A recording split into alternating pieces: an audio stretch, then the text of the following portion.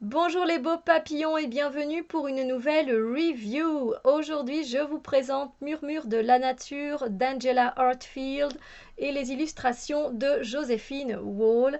On peut trouver donc ce deck aux éditions Vega, édition Très Daniel évidemment.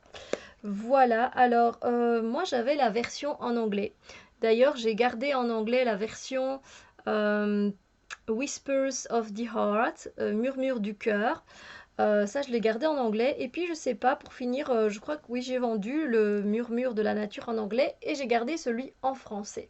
Alors, vous allez voir, je fais une petite modification aux cartes. Voilà. Alors, je vais vous lire donc la quatrième de boîte.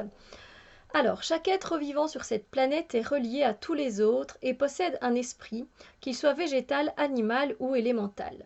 Qu'il s'agisse de l'un des quatre éléments, air, eau, feu, terre, ou de l'un de ses habitants, papillons, fleurs, arbres, cristal, fées, ces esprits sont heureux de nous transmettre leur sagesse, leur aide et leur amour.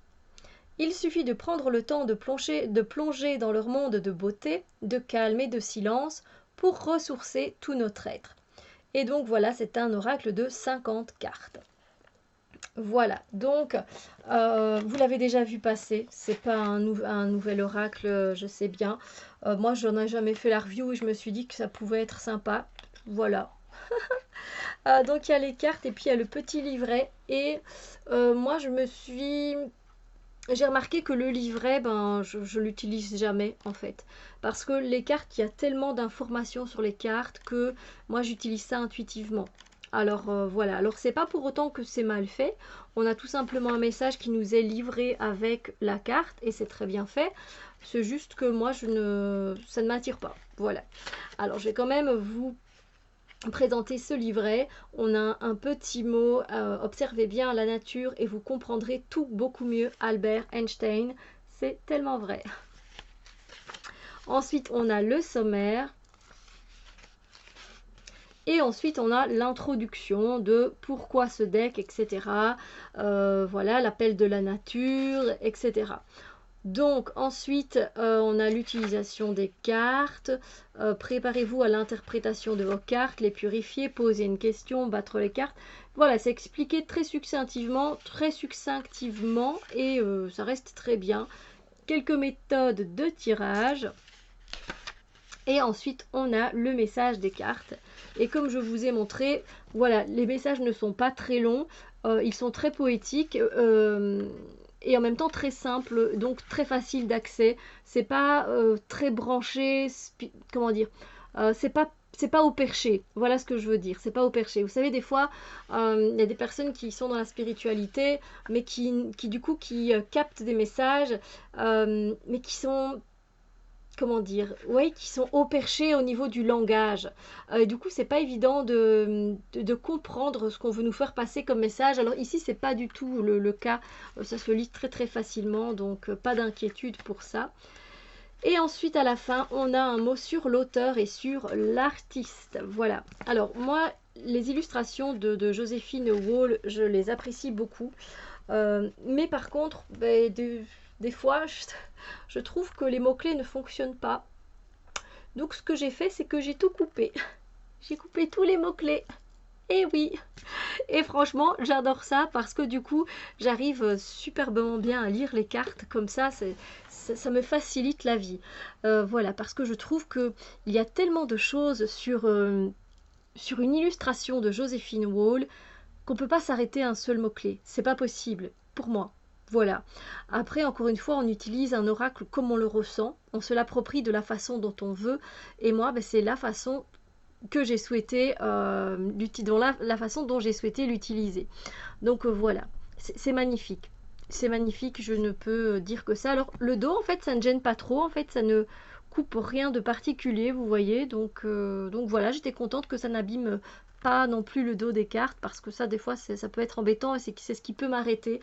Ce n'est que le deuxième jeu que je décide de modifier un peu. J'avais fait la même chose avec The Enchanted Tarot que vous pouvez aller voir. La review est en ligne et je pense que j'avais montré avec mon téléphone le avant-après, voilà comme ça, comment les cartes étaient avant et comment elles sont après.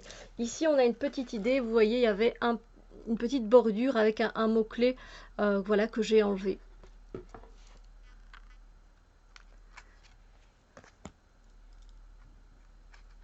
Donc n'hésitez pas à faire pause pour regarder les illustrations plus longtemps, parce que clairement on voit, mais il y a tellement de choses, c'est incroyable. Moi, les, les, les jeux qui ont des illustrations qui sont faites par Joséphine Wall, à chaque fois que je prends le jeu, je remarque quelque chose de nouveau.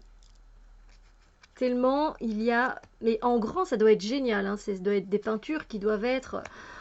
Waouh, déjà ici en carte, je suis vraiment heureuse d'avoir ces jeux parce que je trouve ça moi magnifique. C'est un art que j'aime beaucoup. Je la trouve très talentueuse, voilà. Mais quand on regarde, il y a vraiment des détails partout. C'est incroyable. On voit des visages qu'on n'avait pas vus avant. C'est incroyable. Enfin, après moi, ça m'émerveille. Et je ne sais pas vous, dites-moi ce que vous pensez des illustrations de Joséphine Wall. Après, il y a des fois peut-être un peu de répétition avec les murmures du cœur. Mais ça va, c'est encore différent, je trouve. Toutes les peintures sont quand même assez différentes. Donc ça va. Mais du coup, c'est vrai que comme c'est toujours le même style de peinture et il y a beaucoup de choses, des fois c'est très chargé. Du coup, je n'ai pas pris Murmure de guérison. Je n'ai pas pris ce jeu-là. Voilà, je me suis dit qu'avec ces deux-là, c'était très bien. Murmure du cœur et Murmure de la nature. C'est pas dit que je ne me procurerai pas un jour ce jeu-là, parce que, comme je vous dis, j'aime beaucoup les illustrations de Joséphine Wall. Mais voilà, c'est pas pour moi évident de travailler tout le temps non plus avec, parce que les cartes sont très chargées.